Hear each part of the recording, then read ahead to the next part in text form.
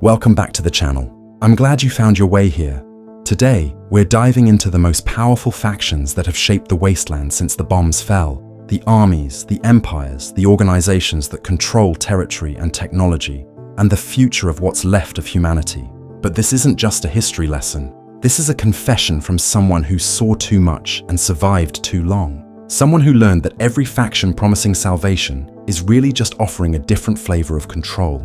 The Master wanted forced evolution. The Enclave wanted genocide. The Brotherhood wants monopoly. Caesar wants submission. The Institute wants replacement. House wants autocracy. And behind all of them, there might be something worse. Something that's been pulling strings since before the war. And if you genuinely enjoy this kind of dark storytelling, consider subscribing and liking the channel, but only if it truly resonates with you. I used to work for them.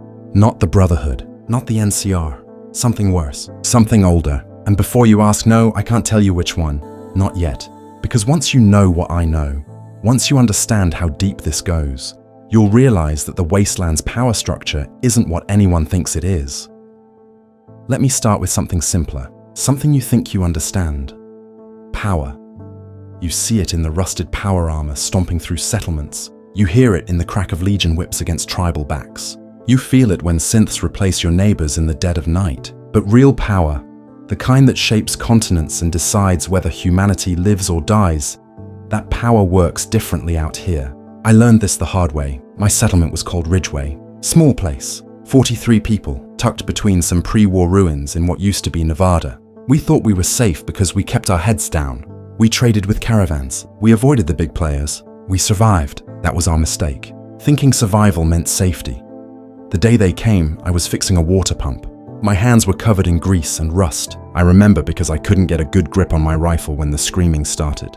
By the time I processed what was happening, half my neighbors were already dead or worse. They wore armor I'd never seen before. Not Brotherhood Steel, not Enclave Black. Something else entirely. And they moved with a precision that told me these weren't raiders playing soldier. These were soldiers playing God. See, the thing about the wasteland's most powerful factions is that they don't just want territory. They want to reshape what it means to be human. Every single one of them has a vision for humanity's future, and every single vision requires erasing someone else's existence. Take the Master. You've heard the stories, right? Richard Gray, the man who became something more than human and something far less than sane. Back in the early days after the bombs, he fell into vats of FEV at Mariposa military base.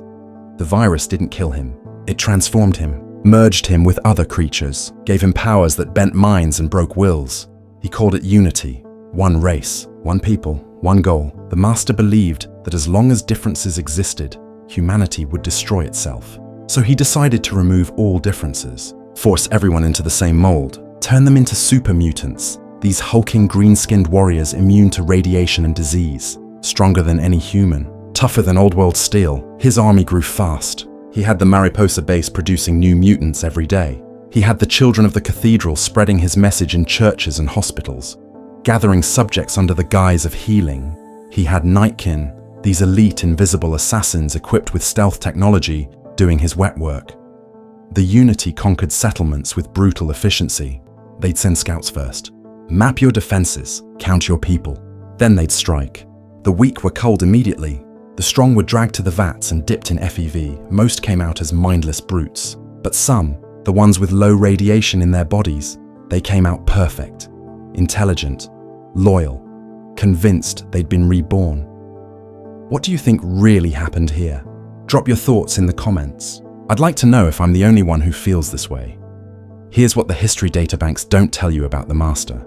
He was brilliant, truly brilliant. He could telepathically link with other mutants. He hacked into the cathedral's computer systems and merged with them. He spoke in multiple voices at once, all different personalities arguing and agreeing with themselves. And his plan almost worked. Almost.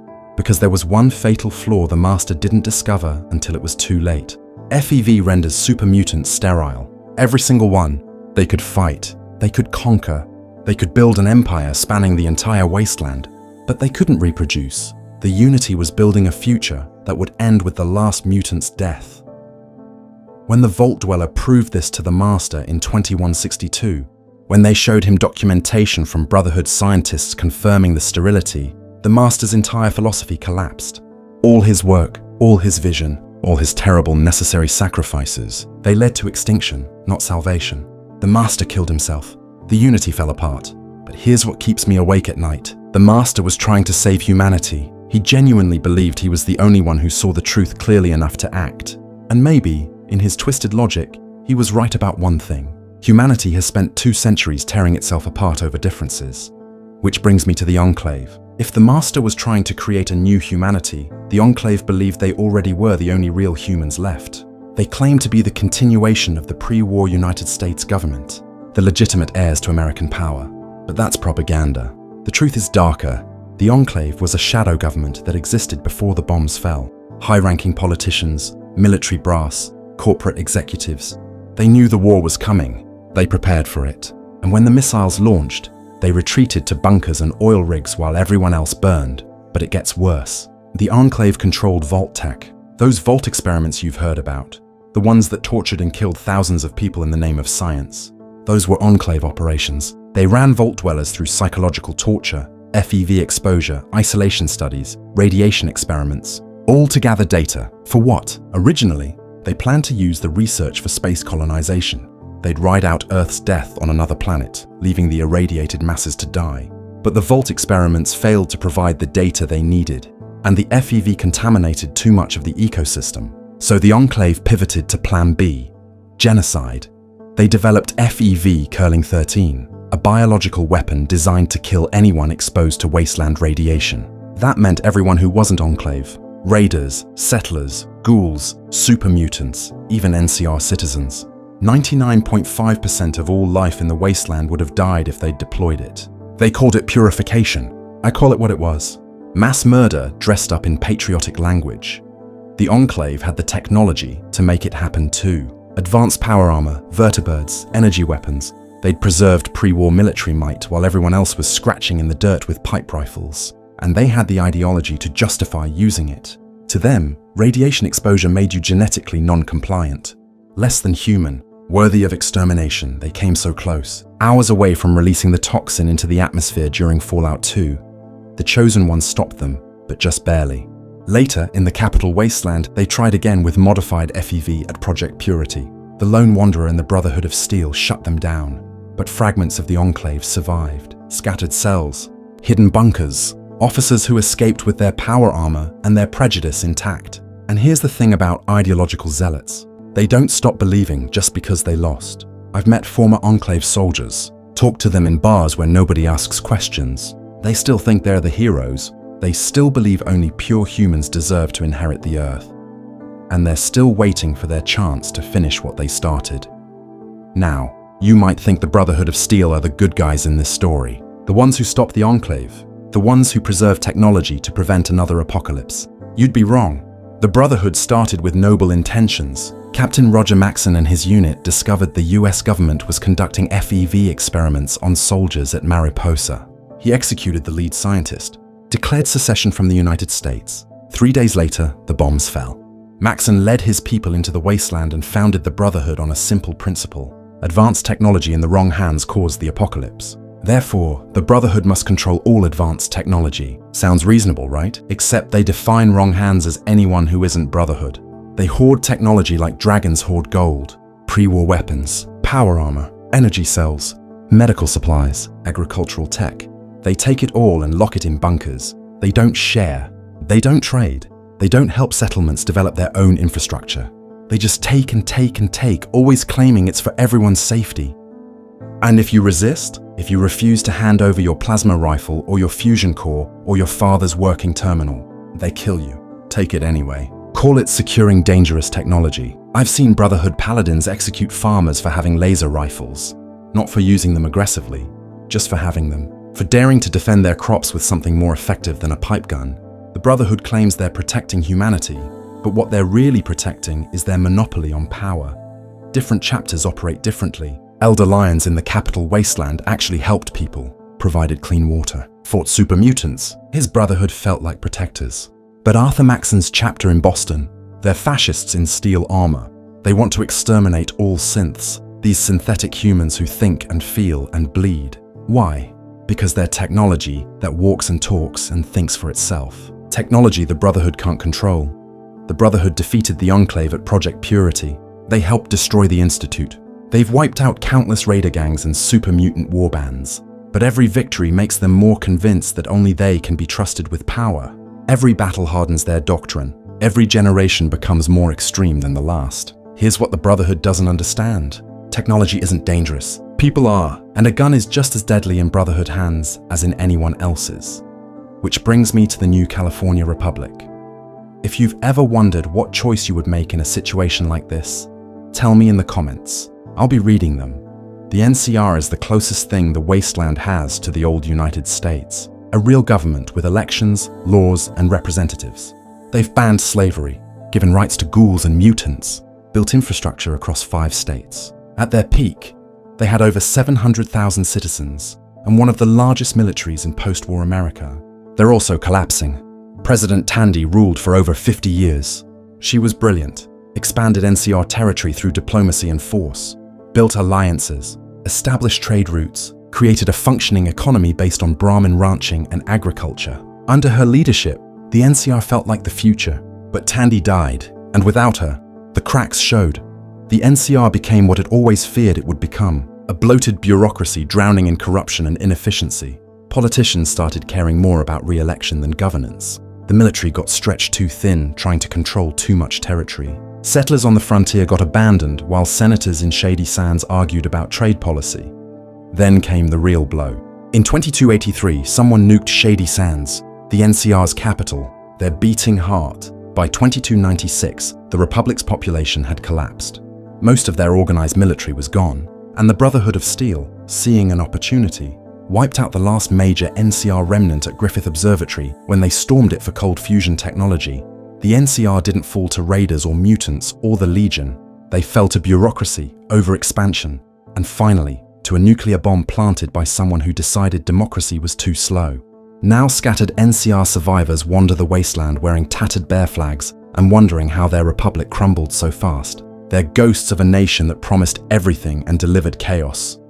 But at least the NCR tried to build something democratic, something that gave people a voice. Caesar's Legion doesn't even pretend. Edward Sallow was a follower of the apocalypse, a scholar sent to study tribal languages in Arizona.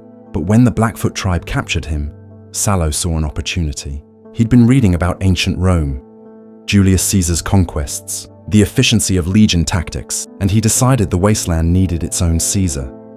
He taught the Blackfoot new ways to wage war, showed them how to use total warfare and psychological terror, led them to victory against 7 rival tribes. Then he did something worse than just conquering them. He erased their identities. Every tribe the Legion absorbs loses its name, its culture, its history. Men become legionaries. Women become slaves for breeding. Children become property of the state. There is no Blackfoot anymore. No tribal heritage, just Legion. One culture, one people, one Caesar. Sound familiar? The Master wanted forced unity through mutation. Caesar wants forced unity through cultural annihilation. The Legion practices systematic crucifixion. They use children as soldiers. They raid peaceful settlements and enslave everyone who survives. They forbid technology because Caesar believes struggle keeps people strong. They burn books, destroy pre-war knowledge, reject medicine in favor of healing powder because anything more advanced threatens Caesar's control. And the worst part, it works.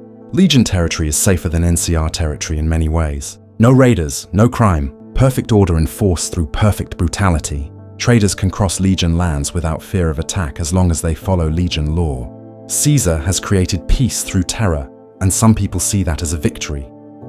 But here's what Caesar knows and won't admit.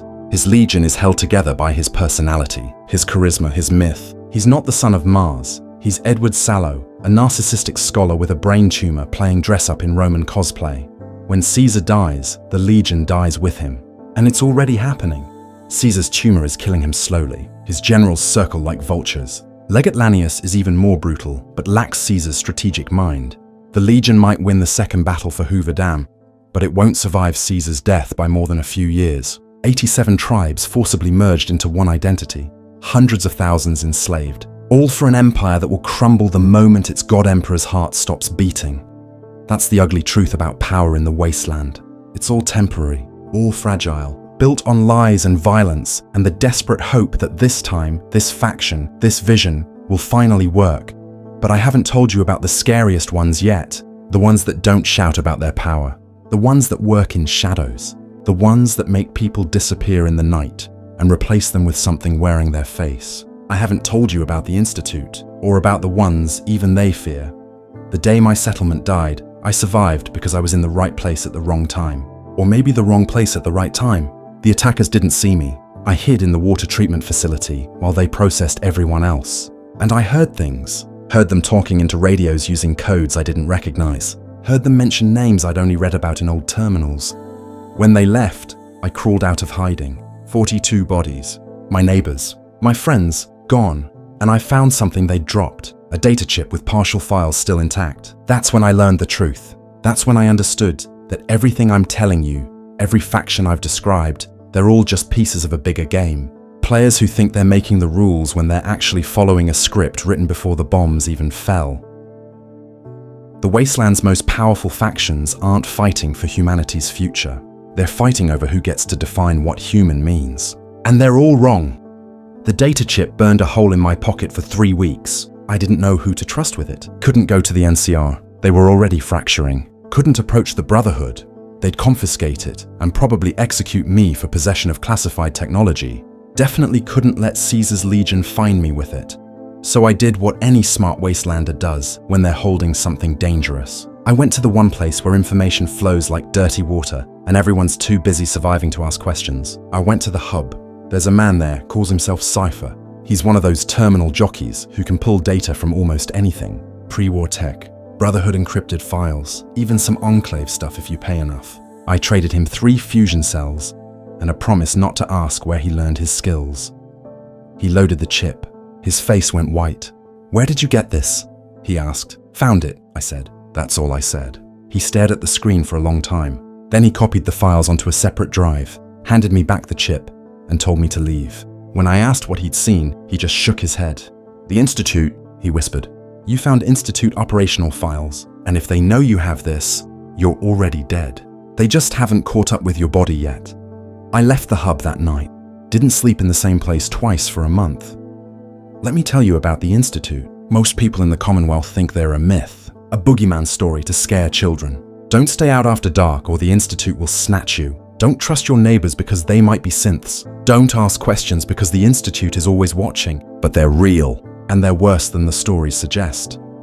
The Institute started as the Commonwealth Institute of Technology. Before the war, it was a prestigious college full of brilliant scientists. When the bombs fell in 2077, the staff and students retreated to an underground facility housing an experimental nuclear reactor. They survived down there, thrived even.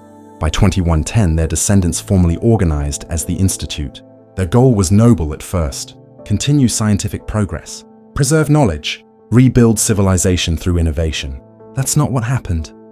The Institute isolated itself, stopped communicating with the surface except through machines. They developed the first-generation synths, these skeletal metal robots, to do work above ground. When surface dwellers reacted with fear and violence, the Institute pulled back further. Then they started experimenting. They needed synthetic flesh for their second-generation synths, needed to make their machines look more human so they could move through settlements undetected. But creating synthetic tissue isn't easy. They needed a starting point. So they used the forced evolutionary virus. You remember FEV? The same virus that created the Master's super mutants. The Institute got their hands on samples, and they started kidnapping Commonwealth citizens, dragging them underground, submerging them in modified FEV and tracking their mutations. Successful mutations were monitored, tagged, then discarded like contaminated equipment. They called it research. I call it what it was: human experimentation on kidnapped victims. The Institute created most of the super mutants plaguing the Commonwealth, not as an army, not as a defense force. As failed experiments, they dumped back on the surface to die or go feral. And when people started disappearing, when settlements begged for help, the Institute did nothing. They were too advanced to care about surface problems, too brilliant to be bothered with wasteland morality. But the FEV research stalled. Radiation had damaged everyone's DNA too badly. They couldn't create stable synthetic flesh from wasteland subjects, so they stole a baby. In 2227, the Institute sent a mercenary named Kellogg to Vault 111, a cryo-vault where pre-war families slept frozen. Kellogg murdered almost everyone inside. Took a baby named Sean. the only human with untouched pre-war genetic code. They used that baby's DNA to create third-generation synths. Gen 3 synths are perfect. Synthetic flesh over synthetic bones, but with real organs grown in labs. They eat, they sleep, they bleed. They think they're human, because for all practical purposes, they are human, just manufactured instead of born. The Institute calls them property, tools, resources to be deployed and recalled at will. But synths don't always see it that way. Some synths realize what they are, realize they're slaves with implants in their brains that let the Institute control them. These synths run. They flee to the Railroad, this underground faction that helps synths escape. The Railroad gives them new faces, new memories, new identities, sets them free. The Institute hunts them down, sends coursers, these elite synth assassins, to drag escapees back for memory wipes and reprogramming, or just kills them if retrieval is too difficult. And here's the terrifying part. The Institute replaces people with synth infiltrators. You know that merchant you trade with every week? Might be a synth. That guard who's protected your settlement for years. Could be Institute property with false memories. Your own family members. There's no way to know unless you cut them open and find the component in their brain. The Institute does this systematically. They replace mayors, merchants, caravan leaders, anyone in a position to gather information. Then they monitor the Commonwealth through their infiltrators' eyes while pretending they don't exist. In 2229, they had a setback. A defective infiltrator synth named Mr. Carter malfunctioned in Diamond City, went on a shooting spree, killed 4 people before Diamond City security brought him down.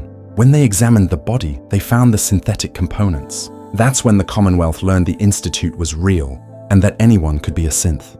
Trust collapsed overnight. Neighbors started suspecting neighbors. Settlements interrogated anyone acting strange. Some innocent people died because paranoid survivors decided they were synths. The Institute's secrecy created more damage than their experiments ever could. By 2287, the Institute had refined their technology to near perfection.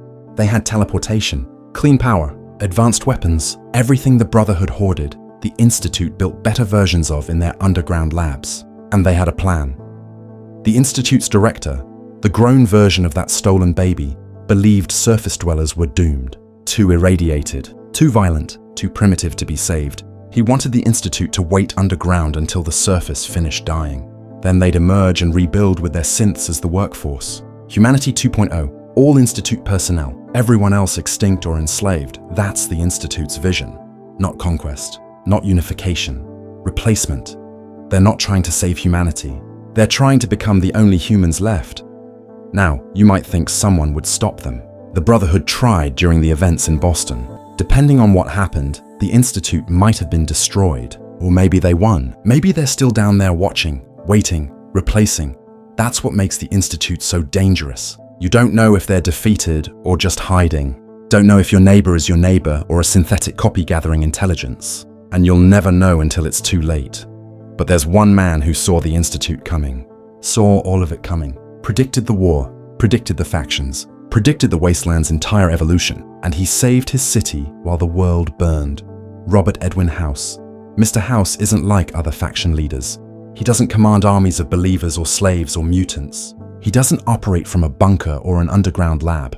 He rules from a penthouse in the Lucky 38 casino, connected to machines that keep his 200-year-old body alive, while his mind controls an army of robots. House was a genius before the war. Founded Robco Industries, invented the Pip-Boy, made billions in robotics and technology. He saw the nuclear war coming years in advance and prepared for it. On October 23, 2077, when the bombs fell, House's defense systems activated. Laser cannons and missile interceptors he'd installed around Las Vegas shot down most of the incoming warheads. He saved the city. Not perfectly. Some bombs got through, but Vegas survived largely intact, while the rest of the world turned to glass and ash. House sealed himself in a life support chamber connected to a supercomputer. His plan was to sleep for a bit, wake up and start rebuilding, but a computer malfunction put him in a coma for decades. When he finally woke in 2138, Vegas had become a tribal wasteland. 3 gangs controlled the ruins: the chairman, the Omertas, the White Glove Society, all of them savage, all of them killing each other over scraps. House sent his Securitron robots to contact them, made them an offer: submit to his rule, run the casinos, get rich beyond their wildest dreams. or refuse and get wiped out by his robot army. They submitted. House civilized them, turned raiders into casino families, transformed Vegas into the Strip. A functioning city with electricity, clean water, and actual luxury in the middle of the wasteland. Then the NCR arrived. President Tandy's forces reached Vegas around 2274. They wanted to annex it, add it to the Republic. House said no. Instead, he negotiated. The NCR could station troops at Hoover Dam and get electricity from it. Their citizens could visit the Strip and spend money at the casinos. But Vegas remained independent under House's control. The NCR agreed because they were overextended and fighting Caesar's Legion. They needed the power from the dam more than they needed to control one city. House was playing a longer game though. He wanted control of the dam's power generation, wanted to upgrade his Securitron army, wanted to eliminate every threat to his independence. The NCR, the Legion, the Brotherhood chapter hiding in Hidden Valley, all of them. He commissioned a platinum chip before the war, a data storage device containing Securitron upgrade software. The chip was being delivered the day the bombs fell. Never made it to Vegas. For over 200 years, House searched for that chip. When he finally located it in 2281, he hired a courier to bring it to him. That courier got ambushed by Benny, one of the chairman leaders, who wanted the chip to take control of Vegas for himself. What happened next depends on who you ask. Maybe the courier sided with House, helped him upgrade his army and seize control of Hoover Dam, made Vegas independent forever under House's autocratic rule. Maybe the courier destroyed House, killed the old man in his chamber and left Vegas to the NCR or the Legion, or just took it for themselves. Maybe House is still in his penthouse, still planning, still calculating probabilities and running scenarios for humanity's future. Here's what I know for certain. House doesn't care about people. He cares about progress, about pushing humanity towards space travel and technological advancement. He believes democracy is too slow and emotional for the wasteland, believes only a rational autocrat with unlimited time and resources can guide humanity back to greatness. He might be right. Under House's rule, Vegas thrives while everywhere else struggles. But his vision has no room for freedom, no space for choice, just efficient progress toward his predetermined goals. And if you get in his way, his Securitrons roll you flat without hesitation. House doesn't do mercy, doesn't do sentiment, just cold calculation. Some call him a visionary, some call him a dictator. I call him what he is, a 200-year-old corpse plugged into machines, playing God with robot enforcers while claiming it's for humanity's benefit. If this story has kept you listening this far, and you want more of these dark confessions from the wasteland, hit that subscribe button. It tells me someone out there is still paying attention to warnings like these. Now, I've told you about the big names, the factions everyone knows, but the wasteland has other power players. Smaller groups that punch above their weight, organizations that survive by being too dangerous to mess with or too useful to eliminate. The Gunners, for instance. Most people dismiss them as mercenaries, guns for hire, but the Gunners aren't just raiders with better equipment. They're a highly organized military force operating primarily in the Commonwealth, professional soldiers with ranks, training, and discipline that rivals the Brotherhood of Steel.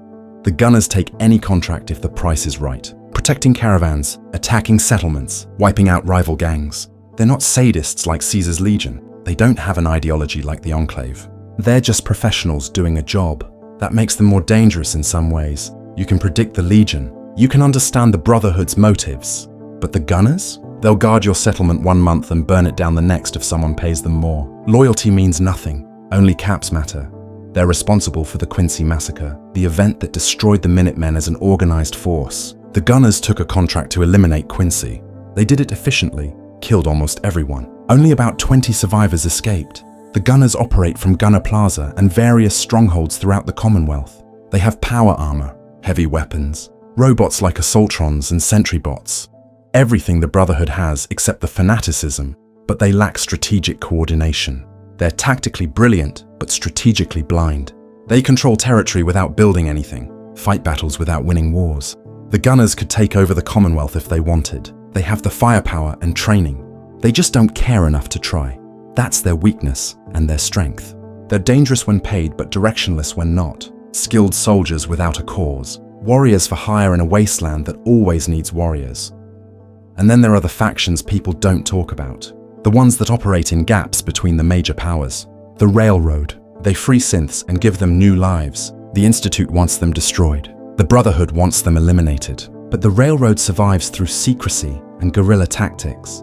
the followers of the apocalypse. They provide free education and medical care, try to ensure the Great War's horrors are never repeated. Caesar was one of them before he became a monster. That tells you everything about good intentions and bad outcomes.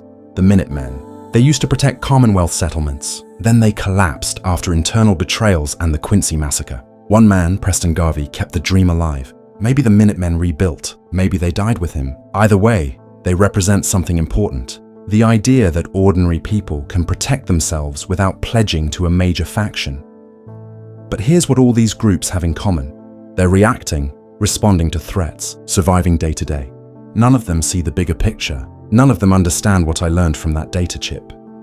See, the Institute files Cypher decoded contained more than operational reports. They contained communications, messages between Institute division heads discussing projects I'd never heard of, references to pre-war corporations coordinating with government officials, names like Vault-Tec, West-Tec, Poseidon Energy, and Robco, all of them working together before the war, all of them preparing for nuclear annihilation like it was inevitable, like they knew it was coming, because they did know. Some of them wanted it to happen. The data showed meetings, plans, discussions about using Vault populations for experimentation after the bombs fell, calculations about optimal radiation exposure for creating controllable mutations, projections for how long it would take civilization to collapse completely. They planned the apocalypse. Not China, not the United States, the corporations, the shadow government that would become the Enclave, the scientists who would form the Institute, the billionaire who would control New Vegas. They wanted a reset, a chance to rebuild civilization without democracy, without oversight, without people who might object to their vision. So they triggered the war, or at least ensured it happened. Made certain no diplomatic solution would succeed, positioned themselves to survive while billions died. Every faction I've told you about, every power structure in the wasteland, they're all built on that original sin, that calculated genocide dressed up as Cold War inevitability. The Master was a victim of their experiments. The Enclave is their direct descendant. The Institute continued their research. House played their game and won Vegas as his prize. Even Caesar, in his own twisted way, is trying to fix what they broke. They're all dancing to a tune composed before the bombs fell. And the worst part? Some of them survived. Some of those pre-war monsters are still out there, still pulling strings, still running experiments on people they consider expendable. I know because the files on that chip referenced active projects, ongoing operations, status reports dated after I found it. Whoever attacked my settlement wasn't some random faction enforcer. They were cleaning up a leak, eliminating witnesses to something bigger than the NCR's collapse, or the Institute's experiments, or House's schemes.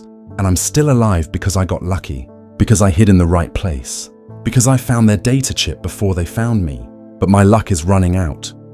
3 times now, I've spotted Securitrons in places they shouldn't be. Twice I've seen people who match descriptions of coursers. Once, I swear I saw someone in Enclave power armor watching me from a distance. Maybe I'm paranoid. Maybe 200 years of radiation and violence have made me see connections that don't exist. Or maybe I'm the only one paying attention. The Wasteland's most powerful factions aren't the real enemy.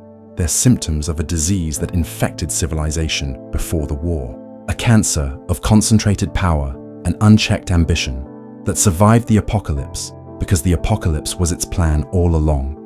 And now I'm going to tell you the part that will get me killed. The part about what they're building, the part about what comes next. The files on that data chip mentioned a project. No designation, no official name, just a reference code. Atlas Protocol.cipher couldn't decrypt most of it. The encryption was beyond anything he'd seen. Military-grade pre-war security with Institute modifications layered on top. But he got fragments, enough to paint a picture that still gives me nightmares. They're rebuilding the old world.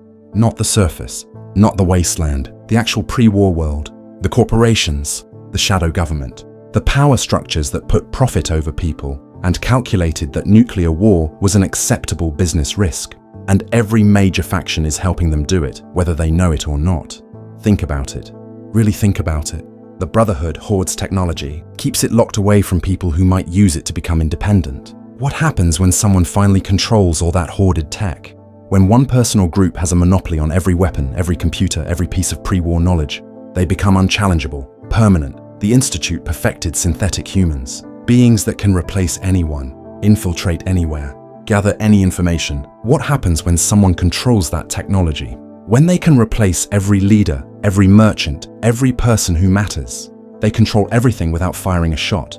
Mr. House preserved Las Vegas and built an army of robots, proved that one brilliant mind with enough resources can control an entire city. What happens when his model spreads? When other cities fall under similar autocratic rule, democracy dies, individual choice dies, everything becomes calculation and efficiency. Caesar's legion erased tribal identities, proved you can break people so completely they forget who they were and become whatever you tell them to be. What happens when that technique gets refined? When it's applied systematically across the wasteland, history disappears, culture disappears, only the approved identity remains. The Enclave believed only the genetically pure deserved to survive, tried to exterminate everyone else. What happens when they succeed? When genetic screening becomes standard? When human variation gets classified as contamination, humanity becomes a monoculture, controlled, predictable, manageable. Every faction is developing one piece of the same nightmare puzzle. Total control disguised as salvation. The Atlas Protocol files reference something called convergence points, times and places where faction objectives would naturally align, where cooperation would benefit all parties involved. One convergence point already happened. The Brotherhood and Institute clash in Boston. Whoever won gained control over synth technology or eliminated it entirely. Either outcome serves the larger plan. Another convergence point was the Second Battle of Hoover Dam. House or NCR or Legion, doesn't matter who won. The victor controls the Mojave's resources and sets the template for future expansion. A third convergence point, still in progress. The collapse of the NCR. Watch what grows in the vacuum. Watch which factions rush to claim former Republic territory. Watch how quickly the wasteland's last democracy gets carved up by autocrats and warlords. The people running Atlas Protocol aren't trying to recreate the pre-war United States. They're trying to perfect it, remove the messy parts. The voting, the dissent, the individual rights that slowed down progress and limited profits. They want a world where everyone knows their place, where technology serves the elite, where the masses are controlled through force or replacement or cultural erasure or genetic screening, where questions don't get asked because asking questions has been bred out of humanity. And they're patient. They have time. 200 years of chaos proved that people are desperate for order, desperate enough to accept any authority that promises safety. The wasteland has been one long social experiment in breaking human resistance to tyranny. I found something else on that chip, a list.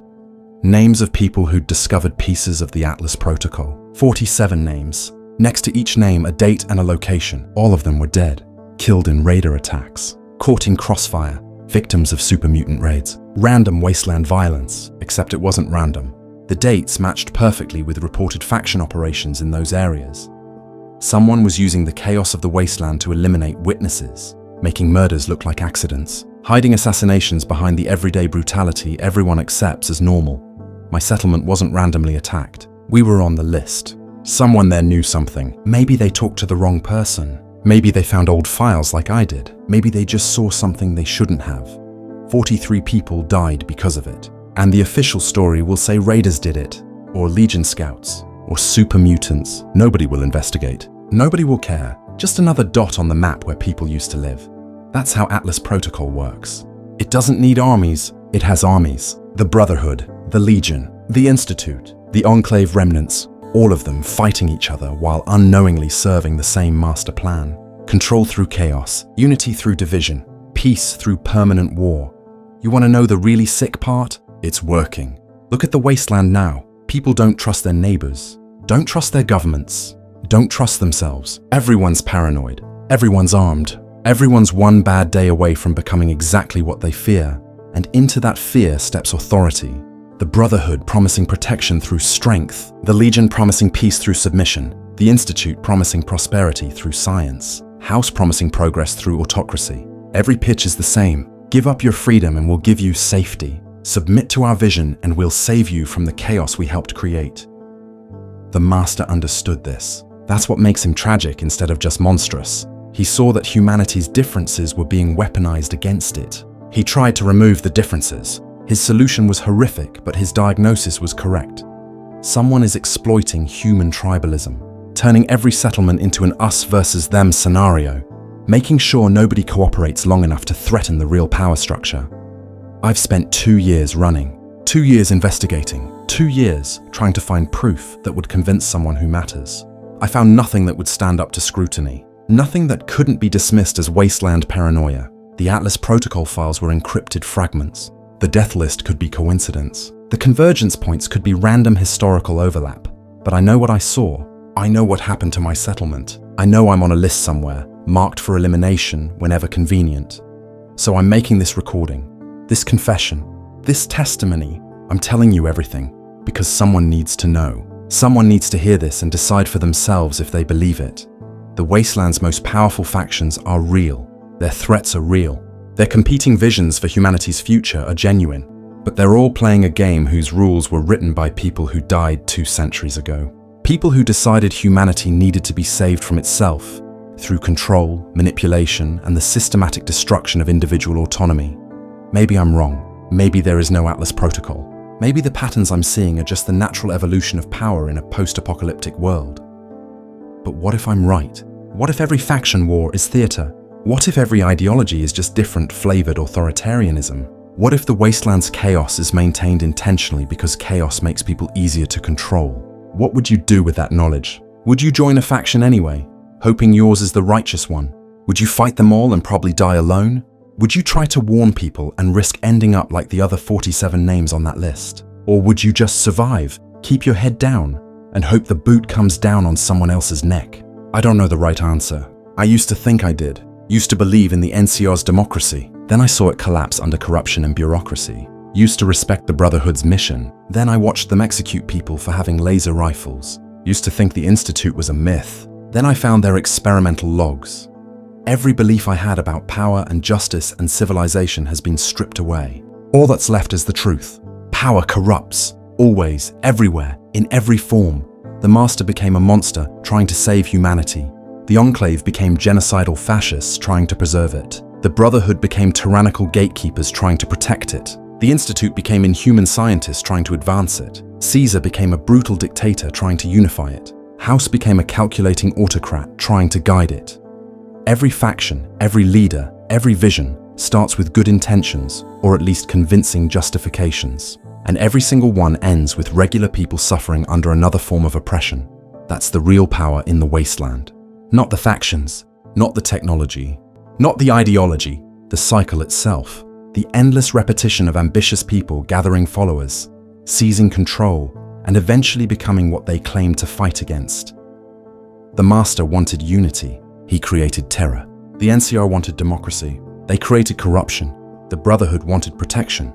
They created tyranny. The Institute wanted progress. They created paranoia. Maybe that's the point. Maybe Atlas Protocol isn't about choosing the right faction. Maybe it's about ensuring no faction succeeds completely. Keep them all fighting. Keep humanity fragmented.